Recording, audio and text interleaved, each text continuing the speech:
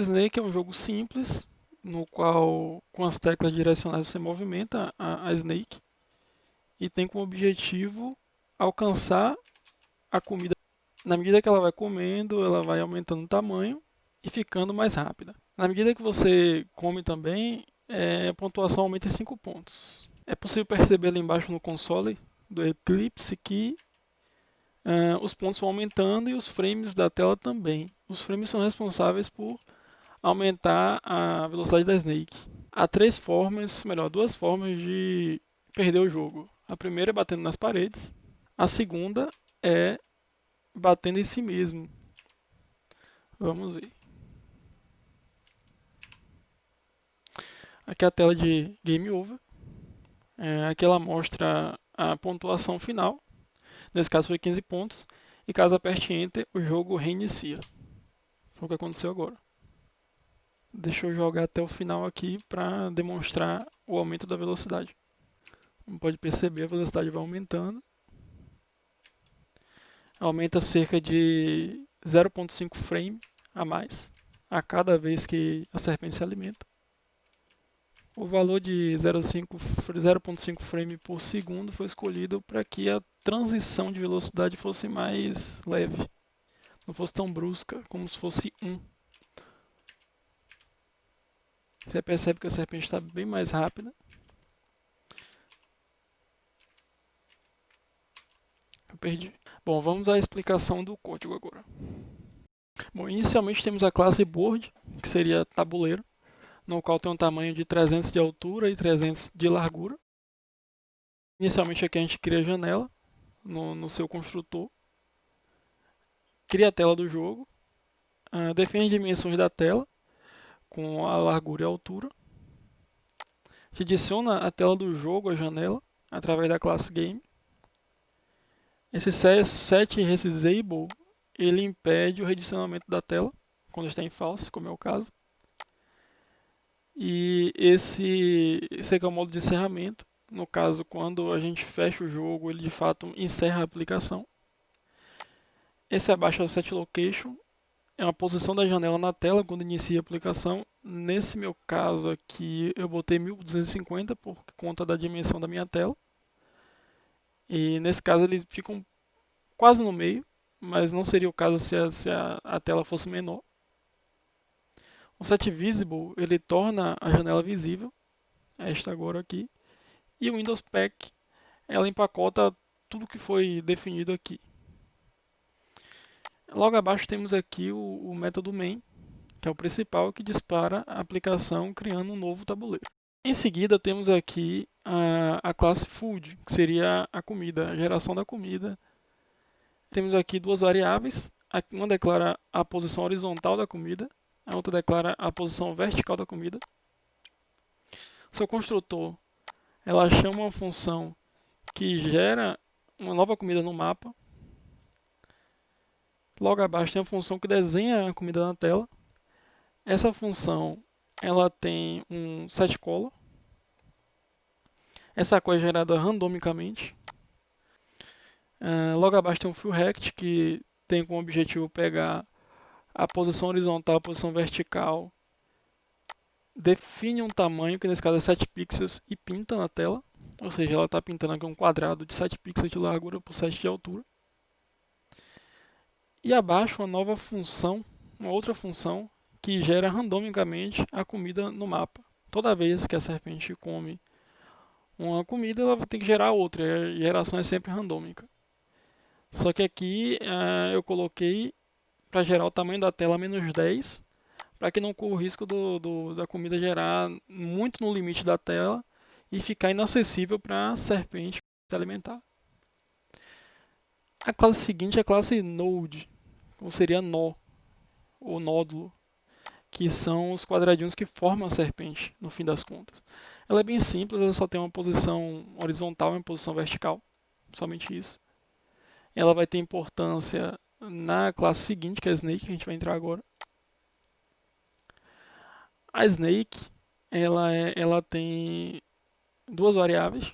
Uma é uma lista de nós, ou seja, uma lista de nodes, chamada node snake.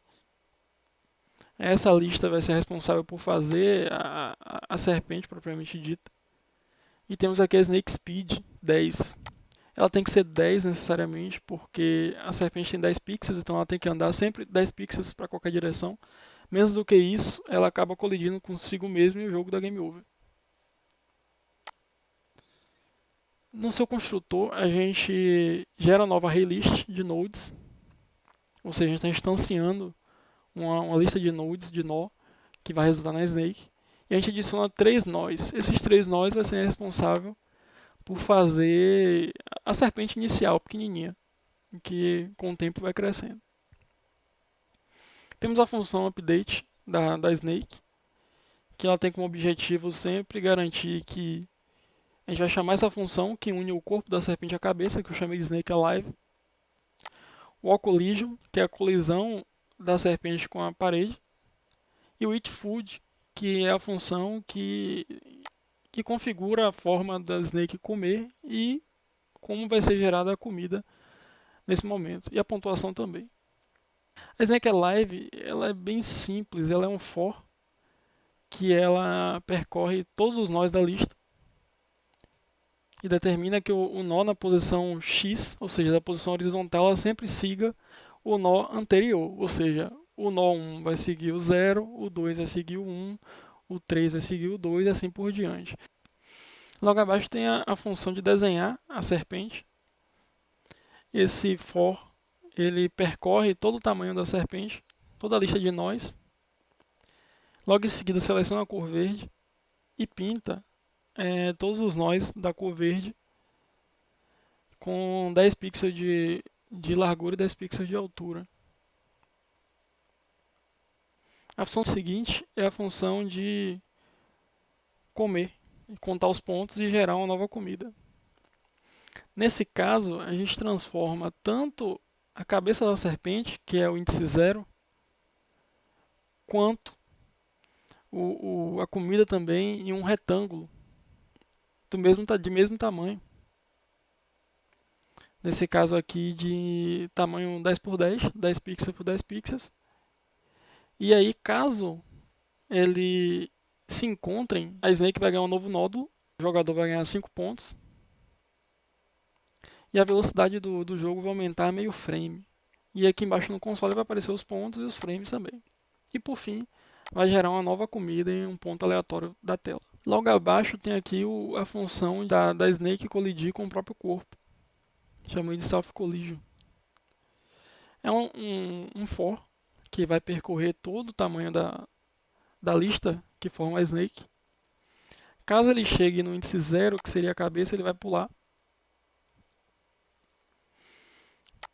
Depois ele vai botar tanto a cabeça, que é o índice 0, quanto o restante dos índices, que são corpo, retângulos no caso, de tamanho 10 por 10. E caso a cabeça se encontre com o corpo, aí o jogo vai dar game over. Logo abaixo a gente configura aqui os movimentos da Snake, o Snake Move, que é que caso a tecla para a direita esteja true, seja verdadeira, ela vai para a posição X mais a sua velocidade. E isso acontece com todas as outras opções, para a esquerda, para cima e para baixo. E sempre vai ser verificado aqui se está tendo uma colisão com ela mesma, a todo momento. Porque se tiver, ela vai chamar novamente de cá e pode dar game over. Essa função aqui, que é Snake Crosswall, como não está sendo utilizado, não vou explicar muito bem como funciona. E por fim, a função de colisão com a parede. A função de colisão com a parede, ela é bem parecida com o modelo que foi utilizado em sala de aula. Nesse caso aqui, somente a cabeça da Snake, ou seja, o índice 0, é que é levado em consideração para fins de colisão. Então, caso a cabeça da Snake encoste na parede, cada uma delas, o jogo dá game over. O jogo acaba. Temos aqui a classe Game. A classe Game, a gente inicialmente, ela estende o JPanel. A gente já declara a comida aqui, declara a serpente em seguida. declara as teclas para cima, para baixo, esquerda, direita e Enter. Declara também o Game Over, o Score, que é a pontuação, e declara o Frame Speed em 4.0. Dentro do construtor game, a gente instancia a comida, o New Food, instancia a Snake também, define os controles, essa função está mais abaixo que eu vou explicar. Ela coloca essa janela em foco e não determina o gerenciador de layout para esse container. Então ela fica new mesmo. Em seguida, instancia a thread com a classe interna anônima. Isso aqui foi feito em sala de aula. Inicia o game loop no run e dispara a thread. No game loop também isso aqui foi feito em sala de aula. E esse while true faz com que o game loop fique, como o nome diz, em loop infinito. Então tem aqui um render events, update o render, que a gente vai explicar mais abaixo o que tem em cada um deles. E aqui é muito importante, que é o frame, o try sleep, é o frame do jogo. Esse frame, no caso desse jogo, é variável, porém ele só aceita um valor inteiro, essa try sleep. Então eu tive que transformar o frame speed lá em cima, que é um double, em inteiro. Isso que determina a velocidade da serpente. O jogo vai aos poucos aumentando a velocidade de FPS, e isso dá a sensação para o jogador de que a Snake está cada vez mais rápida. No Handle Events, seria os movimentos do jogador. Eu coloquei aqui e chamei a movimentação da Snake, que eu já expliquei lá na classe Snake. A mesma coisa para o Update. A gente sobe aqui o Snake Update, que eu já expliquei lá na classe Snake. No Render, a gente redesenha a tela. Logo abaixo tem um Paint Component, esse método responsável por desenhar na tela.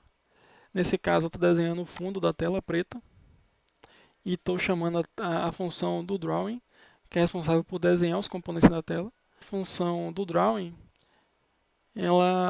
se o Game Over estiver falso, ou seja, se o jogo estiver em andamento, ela vai pintar as letras que estão na tela na cor branca. Essas letras vão estar em Arial com fonte 12, em negrito. E o que vai ser escrito? A pontuação com a pontuação em si. E aqui seria a posição dessas letras no tabuleiro. Em seguida a gente desenha a serpente, desenha a comida e utiliza esse toolkit sync, que ele sincroniza a tela e funciona como um update. Com ele é possível a gente chamar sempre esse toDrawing e verificar se o game over está falso, se o game over está falso ou verdadeiro. Caso esteja verdadeiro, ele pula aqui para a tela de game over. Na tela de game over, a gente também pinta tudo de branco. A gente também coloca a fonte Arial negrito 14. É posicionado o nome game over. Também a gente desenha aqui que a pontuação foi e mostra a pontuação e também posiciona. E a mesma coisa, a gente desenha a frase pressione Enter para jogar de novo. Logo abaixo estão as funções de configuração do jogo. Nesse caso, eu estou configurando as teclas que a gente vai utilizar. Tanto no Typed como no Released, eu não coloquei nada, não há necessidade. Caso o jogador aperte o Up, ou seja, a tecla para cima, se por um acaso a Snake já estiver indo para baixo, a tecla não faz nada. Porque a ideia é que se eu estou indo para cima, eu não posso ir para baixo, porque se isso acontecer, vai dar game over, porque a cabeça da serpente vai se chocar com o corpo, o que não faz sentido. Então, no momento que ele está indo para cima, a gente desabilita para baixo e vice-versa. Caso não esteja indo para baixo, aí a gente vai para cima e todas as outras direções ficam falsas. O mesmo acontece com todas as outras, com baixo, com esquerda, com direita. A tecla oposta sempre vai ficar impossibilitada de ser teclada. Em seguida temos o Enter aqui. Caso o jogador pressione a tecla Enter e tiver em Game Over, aí sim o Enter vai fazer efeito e o jogo vai ser resetado. Caso contrário, essa tecla Enter não vai funcionar. Só funciona se o jogo estiver em Game Over. Por fim, temos aqui a configuração de reinício do jogo. Nesse caso, o Enter fica falso. O Game Over também fica falso. O Frame Speed, que é a velocidade do jogo, volta a 4.0. O Score volta a 0. Todas as teclas direcionais ficam falsas e o jogo instancia uma nova serpente.